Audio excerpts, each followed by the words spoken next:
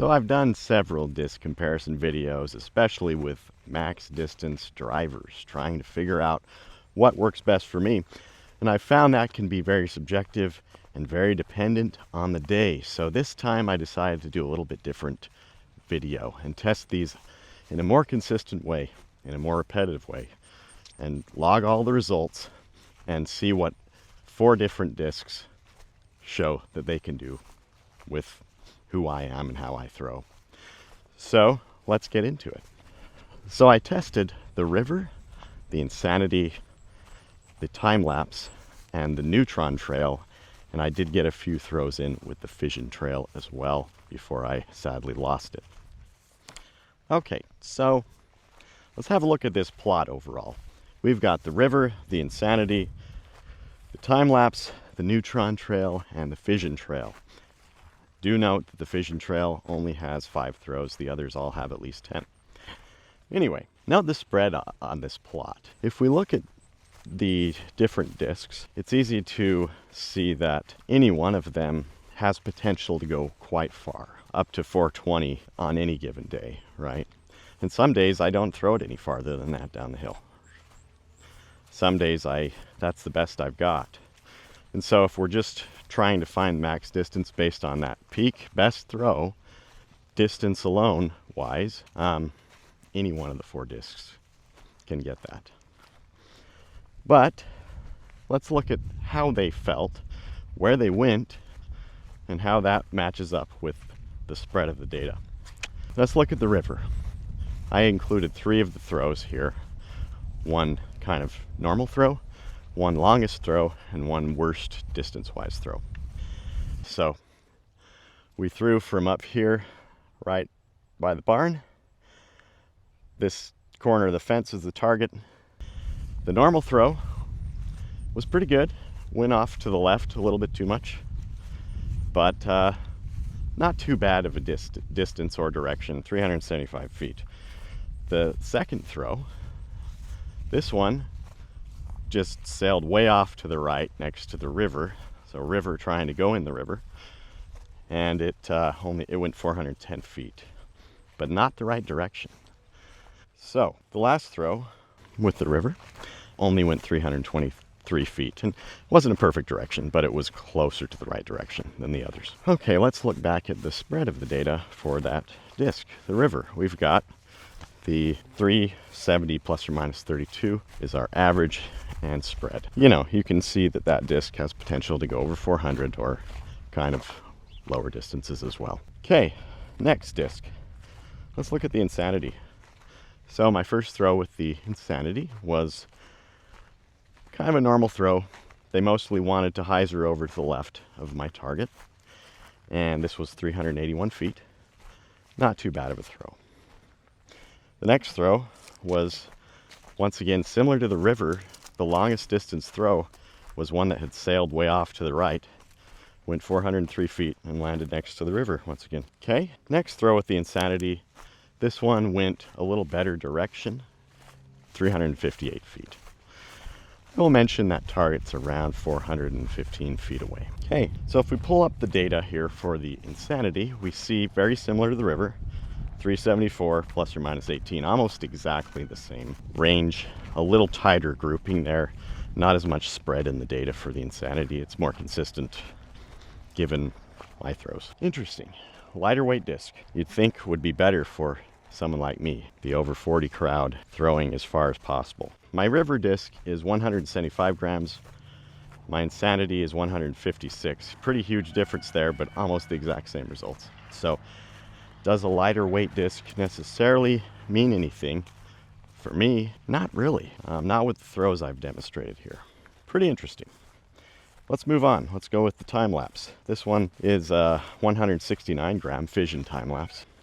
So my first throw I'm sharing here was an awesome throw, 402 feet, right down the middle at the target. Really a good throw.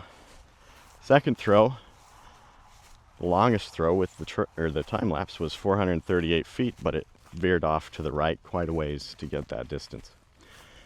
Similar to the River and Insanity, just farther. And lastly, my shortest throw was 351 feet, A little bit nose up, but landed right on line with the target. That was pretty darn good. So if we look back at the data, time-lapse, is it better? We got some farther throws. 381 average instead of 370 compared to the river, but plus or minus 30 on the spread kind of puts it basically on par with the river statistically, right? I'm more likely to get about the same results with that. Okay, let's look now at the Neutron Trail. So Neutron Trail, first throw, beautiful throw. 415 feet, straight down the middle, landed right next to my target, basically parked. If that was a basket, we are parked right on that basket. Next throw, my best, longest throw, and this is actually my record with that disc throwing down the hill.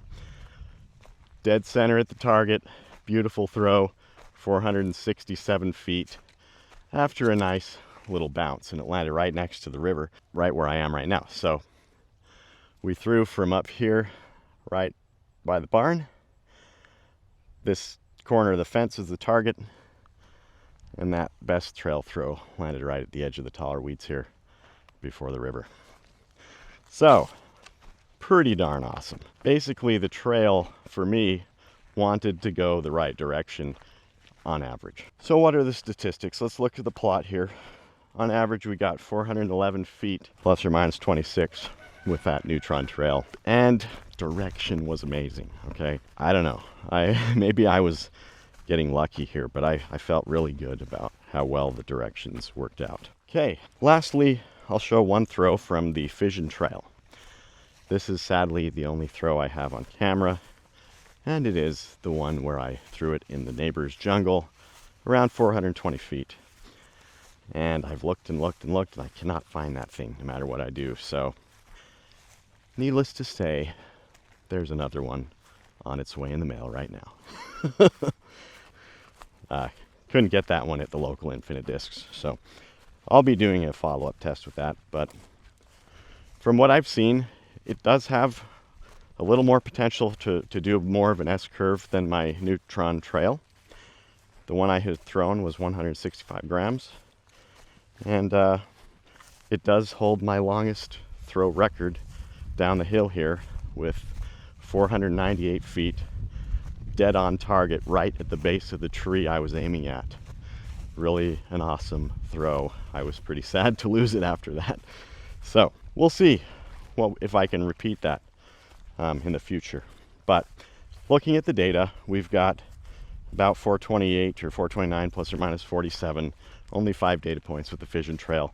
Not really a fair comparison with these other ones that have more data. So for now, we're not going to assume anything about that disc. Okay, so wrapping things up. The important detail here is not just distance, it's accuracy. And for right now, because I have so much practice with that Neutron Trail, my accuracy with it absolutely beats these other discs.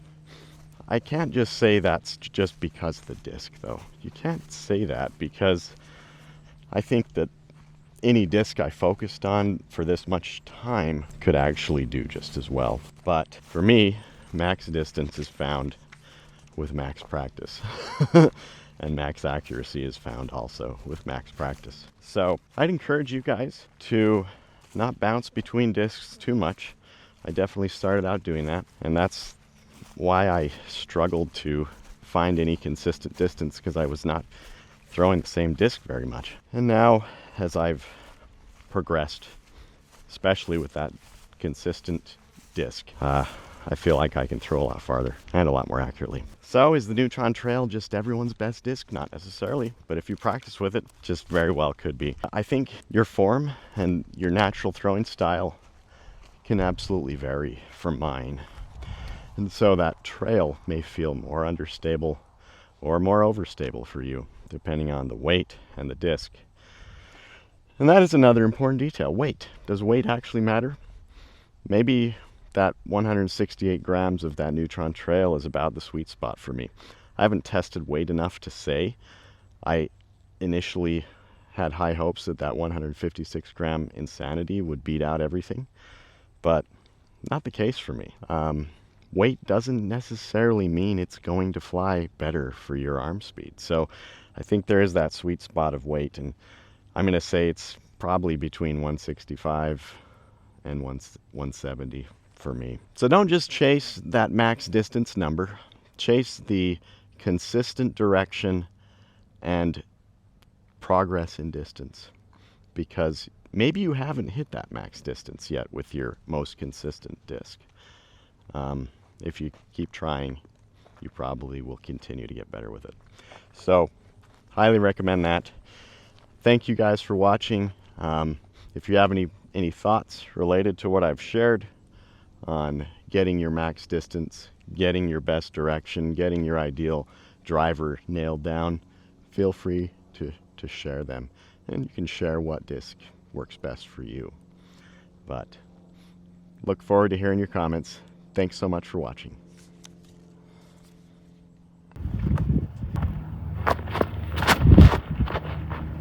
Understable length to river. Oh,